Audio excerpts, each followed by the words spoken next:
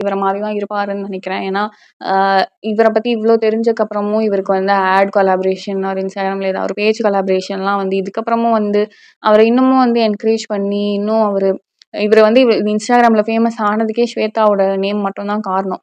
So அப்படி பார்க்கும்போது, அ எப்படி வந்து இவருக்கு இவ்ளோ ஃபாலோவர்ஸ், எப்படி இவருக்கு இவ்ளோ ஒரு சப்போர்ட் இருக்கு, எப்படி வந்து இவருக்கு இவ்ளோ Instagram மூலியமா ஏர்ன் பண்றாரு. அப்போ வந்து யோசிச்சு பார்த்தா, இவரோட ஃபாலோவர்ஸ்ல இருக்க எல்லாருமே வந்து இவர மாரியா இருக்கக்கூடிய ஆட்களா கூட இருக்கலாம். சொல்ல முடியாது. ஏன்னா, இந்த ஜெனரேஷன்ல இந்த காலகட்டத்தில நம்ம பார்க்கக்கூடிய பாதி பேர் வந்து இவர மாரி தான் இருக்காங்க. ஸோ நம்ம எவ்ளோ கேர்ஃபுல்லா இருக்கணும் அப்படிங்கிறது வந்து டே பை டே வந்து யாரோ ஒருத்தவங்க ப்ரூவ் பண்ணிக்கிட்டே இருக்காங்க. ஸோ இந்த வீடியோல அதுதான் வந்து நான் சொல்லணும்னு நெனச்சேன். இன்னும் என்ன இந்த கேஸ் எப்படி நடக்குறது? இதுக்கப்புறமும் அவர் ஏதாவது வந்து வீடியோ போட்டு அப்பாலஜைஸ் பண்றாரா? இல்ல போலீஸோட அண்ட் இன்னொன்னு அவர் வந்து டிவோர்ஸ்க்குமே வந்து கோர்ட்டுக்கு அவர் போனதே இல்லையாம். அதையும் வந்து ஸ்வேதா அவங்க மென்ஷன் பண்ணியிருந்தாங்க.